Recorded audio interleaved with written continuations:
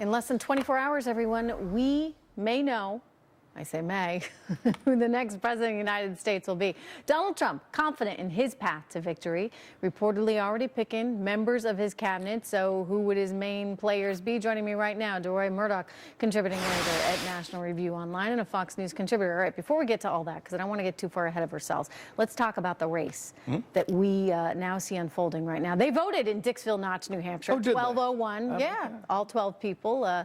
Maybe we'll get the results of those polls in shortly. But people are saying really Florida is do or die territory. What do you think is going to happen there? You know, this is right down to the wire. I don't like making predictions because I have no idea what's going to happen next. But I think it's fascinating how close so many states are. The overall national race is very close. And then a lot of swing states that were kind of leaning one way or the other now tightened up or tied.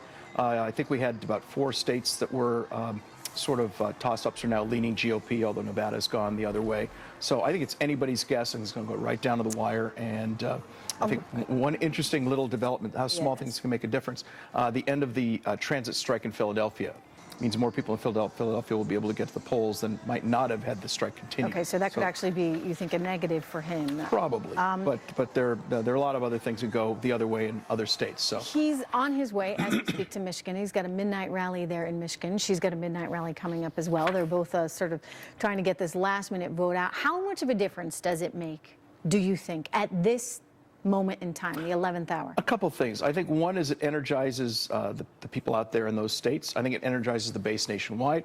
I've been saying to friends of mine, I'm a Trump supporter, I've been saying, look, this guy is out there in 5 states. 5 states today, 5 states yesterday. This guy's working very hard. And so people who support Trump and believe in Trump and want to see him win ought to be out there working at least as hard as the nominee is. He's not putting his feet up on the desk. He's not kicking back and relaxing, nor obviously has he given up. I mean, if he thought, well, I've lost this thing, I don't think he'd be knocking himself out 10 states in 2 days. Stuart, let me ask you about some of these states that have traditionally voted blue that may actually be Trump states. Michigan, where he's on his way to right now. What is it about some of these places that could actually flip them over? I think it's just really deep down a sense for a restoration of economic growth. This economy has been growing at about 1 or 2% throughout the entire Obama era. He's the only president we've had who's not had at least 1 year of 3% growth. This is a terrible record. And I think there are a lot of people yearning to see an economy get up and running, see opportunity return, and have a country that's moving forward rather than just sort of sitting there. And people in Michigan, particularly in the sort of Rust Belt, as they call that, probably have more of a thirst than that, for that than people anywhere else. President Obama really sees this as his legacy being at stake. And it is. I mean, if you think about it, this effectively is a referendum. The success of Donald Trump's candidacy basically shows you how frustrated and fed up the country is with the Obamonomics of the last 8 years. Yeah, I mean, look, one of the unfortunate things if Hillary Clinton, God forbid, gets elected president tomorrow, that basically puts the good housekeeping seal of approval on everything that Obama's done. The American people have said, well, we're okay with slow economic growth. We're okay with the disaster of Obamacare. We don't mind the failure of leading from behind. We're okay with the racial strife and tension that we've seen. And so let's have 4 more years of that. And conversely, if Trump wins, which I hope happens tomorrow, it will be a rejection of all of that, and this country will be able to go in a much more positive and upbeat and productive direction. Okay, if he does win tomorrow, who actually do you think he's going to surround himself with?